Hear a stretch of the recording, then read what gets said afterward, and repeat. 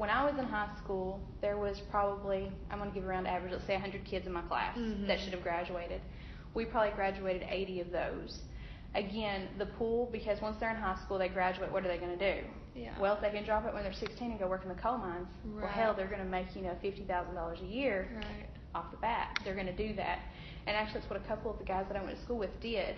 And, of course, some of the girls, they got pregnant. And, again, the dropout rate then was 16. Or not dropout rate, but age was 16. Now it's been changed to 18, so, of course, a lot more kids are having to stay in school. Yeah. But there was, and honestly, when I started the Challenge Academy in 2012, there was a large number of GED students. So if we had 100 kids come through the door on intake day, you could say 50 of those were GED and the other 50 were traditional high school credit recovery students. And now, since the dropout rate has changed, we're seeing almost 100% credit recovery versus GED students. And help me understand what that means. Like, what does that mean culturally, socially? I don't think there's many young men, and by young men I state below the age of 18, going into these, laborious jobs. They're actually being made to go a little bit further in their education, maybe to give them a little more opportunity, idea for advancement with their. Okay. Because there's less jobs in the coal and other industries related. Right.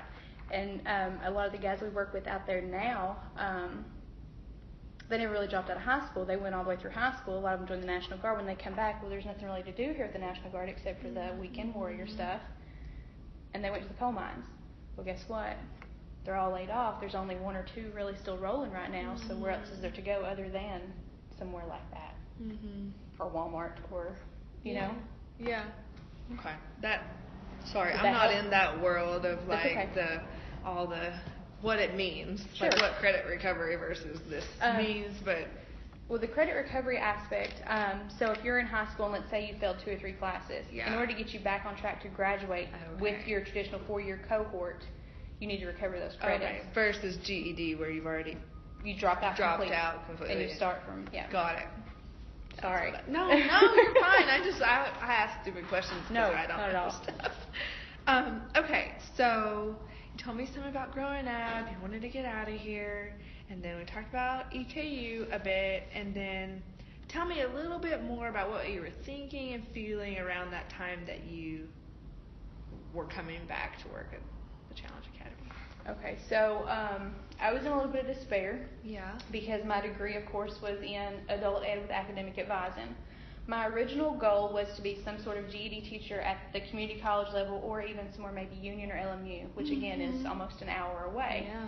Yeah. I'd even thought maybe an academic, what are they called, counselor, like when you first enroll in college, you meet with those people. Like a admissions counselor. Yes, an admission counselor. I had thought about that because my degree still aligns with that. No jobs. I had applied, I could probably put my hand on the Bible and say probably 25 different jobs. And that was from the time that I left EKU and was working on that master's. So that's a 2-year, turnaround.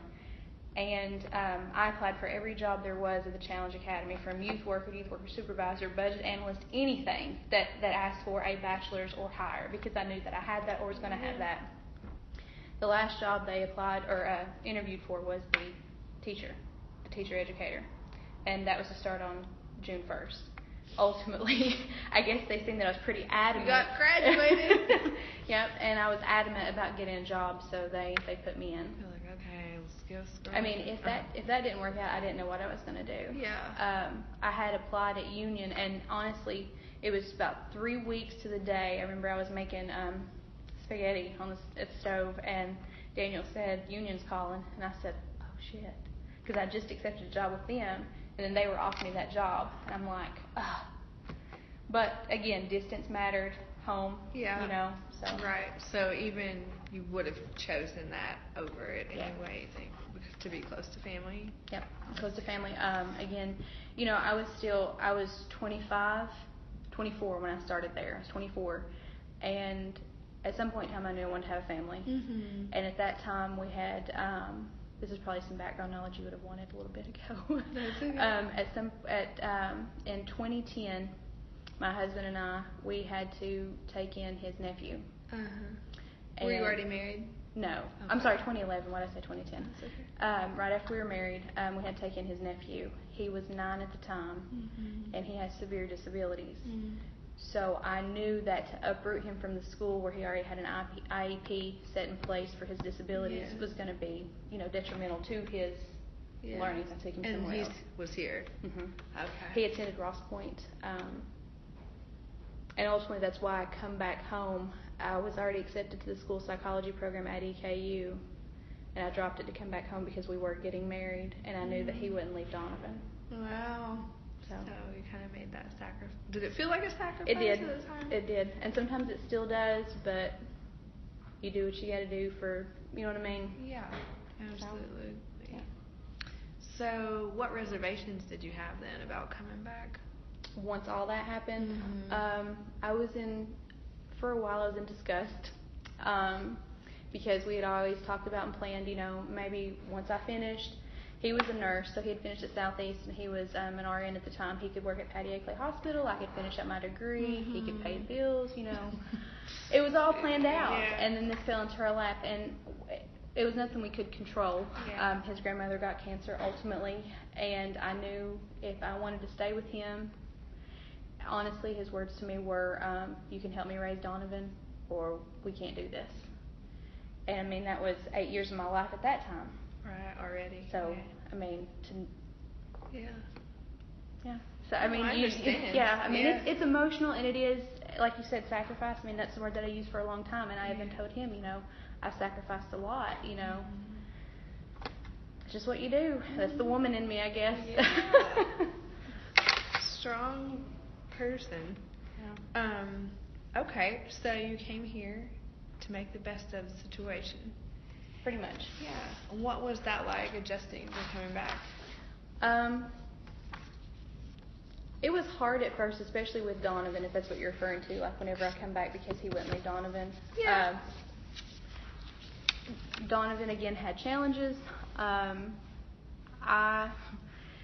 Daniel's family is a very, they never had a lot, ever. Not that I really did either, but we didn't have to want for anything. And I didn't know all this going into our relationship. So again, I learned, but he's the man that I love, so, I had to adjust to his family's feelings of me at the time, because they thought that we just took Donovan when we didn't. He was by courts written and signed over to us. I was disliked by his family for a while, so there was a bout of depression there, because you're right. That's his family, that's my in-laws, and they're feeling this way. Yeah. Donovan presented challenges in that he couldn't tie shoes, he couldn't button buttons, he couldn't bath himself. At 9 years old, he didn't know how or couldn't know how. He has a lot of cognitive deficits that prevent him from understanding chronological order sometimes, sequence of events, things like that. So on top of all that, my master's, marriage, it weighed heavy. And then eventually starting a new job. Right. So. And then also you said before about, your feelings about here, and there's nothing to do here. And what about that piece of it? Was that a struggle? Yep. I was let down, upset, frustrated. Because in Lexington and Richmond, there's not a whole lot to do there, but there's a lot more than there is in Harlan. And I had to tell myself, cost of living's cheaper in Harlan, so if we want to go somewhere, we can just go. Whereas if we're living in Richmond, we're maybe paying twice the amount in rent or house payment than, in Harlan. I had to talk myself into what I felt was right. Yeah. You know what I mean? Convince yourself. Heart and mind, two different, Get everything aligned. Yeah. Did you have, because several people have mentioned that they were led to believe by whatever people or things in society that coming back was some sort of failure if you had left. Was there that sense for you? Yes. I was told that they didn't understand why I come back because there's nothing here, there wouldn't be any jobs available for me. And it felt like that for that 2-year period. Like I said, about 25 different jobs I applied for, not to mention the ones out of county. When certain people get into those jobs with those bachelor's or advanced degrees, they're not going to leave. I mean, they can do their job in their